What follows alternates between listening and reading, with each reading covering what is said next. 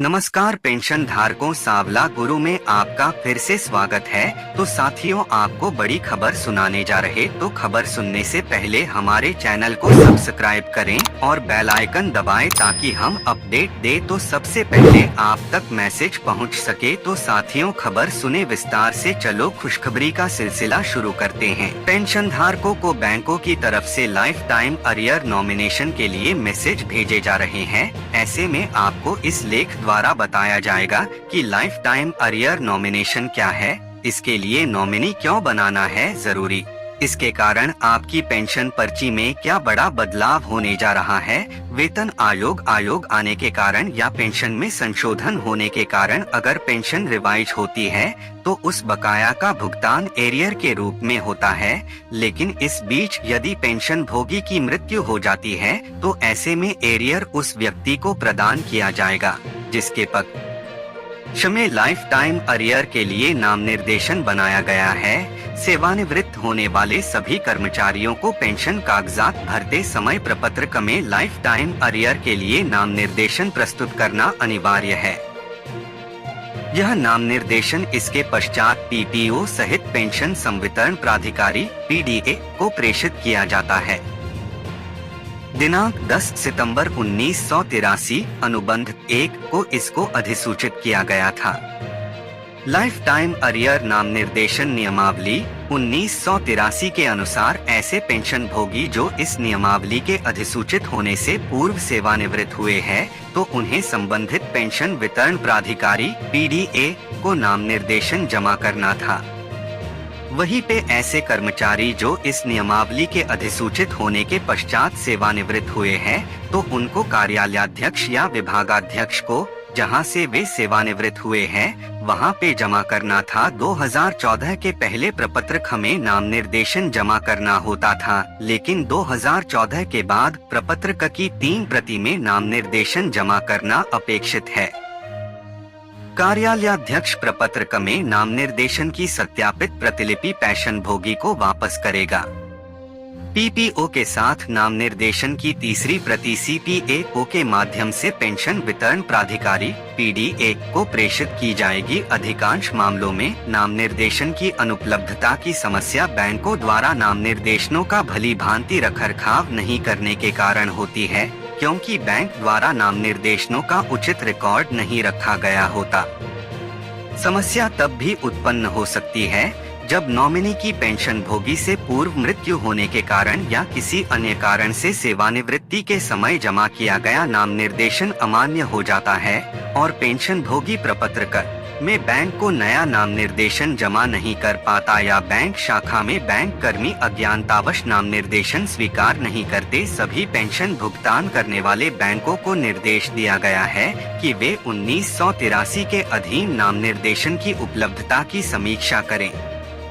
यदि किसी पेंशन भोगी की बाबत पीडीए बैंक के रिकॉर्ड में नाम निर्देशन उपलब्ध नहीं है तो संबंधित पेंशन भोगी को पीडीए बैंक द्वारा उसे तुरंत प्रपत्रक में जमा करने की सलाह दी जाए। लाइफ टाइम अरियर नाम निर्देशन नियमावली 1983 के प्रपत्रक 3 प्रतियों में पेंशन भोगी से मौजूदा नाम निर्देशन में किए किसी भी संशोधन नए नाम निर्देशन की स्वीकार करें और पेंशन भोगी को नाम निर्देशन की विधिवत सत्यापित प्रति नाम निर्देशन की प्राप्ति के 30 दिनों के भीतर वापस करें। सभी पेंशन देने वाली अथॉरिटी से निवेदन किया गया है कि पेंशन स्लिप में लाइफ टाइम अरियर नाम निर्देशन का मेंशन अवश्य करे। साथ ही पेंशन सेवा पोर्टल स्पर्श में नाम निर्देशन की उपलब्धता की स्थिति दर्शाएं। केंद्रीय कर्मचारियों और पेंशन भोगियों की सैलरी और पेंशन को लेकर 5 बड़ी खबर आ चुकी है जो कि हर पेंशन भोगी को जानना बेहद ही जरूरी है। तो एक एक करके सभी खबरों को जान लेते हैं। ईपीएफओ की तरफ से पिछले दिनों एक आदेश जारी किया गया था।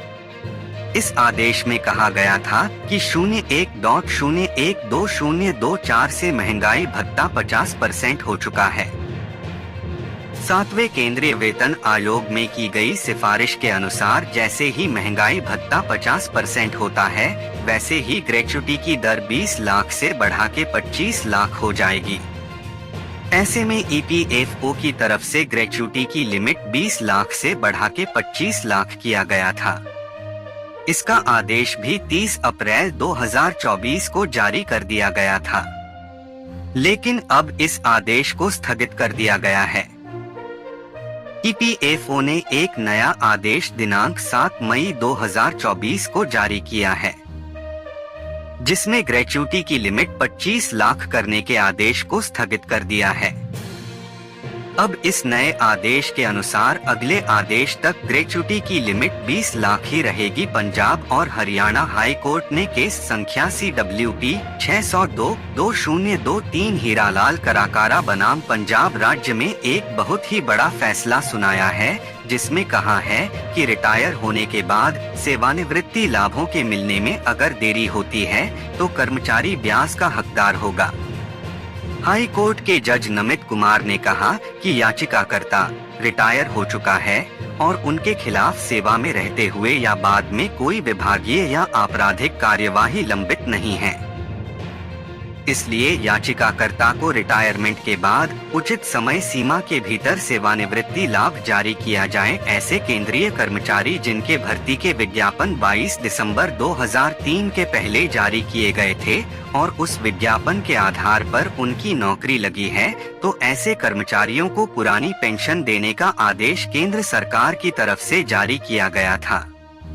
केंद्र सरकार की तरफ से 3 मार्च 2023 को आदेश जारी किया गया था कि ऐसे कर्मचारी ओपीएस में जा सकते हैं। ऐसे कर्मचारियों को 31 अगस्त 2023 तक ओपीएस विकल्प चुनने की छूट दी गई थी। अब सवाल यह आ रहा था कि ऐसे कर्मचारी जिनकी नौकरी 22 दिसंबर 2003 भर्ती के विज्ञापन के आधार पर लगी थी और वो 3 मार्च 2023 के पहले एनपीएस से रिटायर हो चुके थे, तो ऐसे कर्मचारियों को ओपीएस में किस प्रकार से लिया जाएगा, तो उसी को लेकर केंद्र सरकार की तरफ से स्पष्टीकरण जारी किया गया है। केंद्र सरकार ने कहा है कि ऐसे कर्मियों को कुछ शर्तों का पालन करना होगा, जैसे कि अगर उन्होंने रिटायरमेंट पर एनपीएस का सारा लाभ ले लिया है तो वह वापस करना होगा। रिटायरमेंट पर एनपीएस से मिला पैसा वापस करेंगे।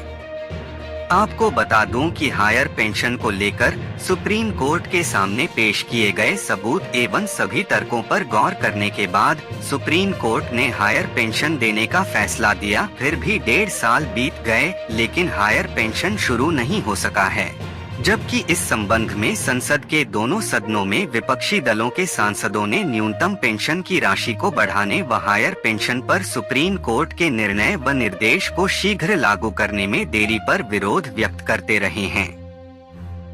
हायर पेंशन में देरी कई प्रश्नों को जन्म देता है। क्या कारण है? ईपीएफओ व केंद्र सरकार क्रियान्वयन करने में इच्छुक नहीं दिख रही हैं। पेंशन धारकों की बैठक में चर्चा के बाद सर्वसम्मति से तय किया गया कि पेंशन को लेकर केंद्र सरकार द्वारा दिए गए टेंशन को ध्यान में रखते हुए इस बार पेंशन धारकों की फौज लोकसभा चुनाव में मौजूदा केंद्र सरकार को सबक सिखाएंगी। इसके तहत वे हर व्यक्ति के पास जाकर इस बात को बता रहे हैं कि किस तरह पेंशन को लेकर केंद्र सरकार एवं उनके विभागों द्वारा तंग किया जा रहा है। इससे साफ हो गया है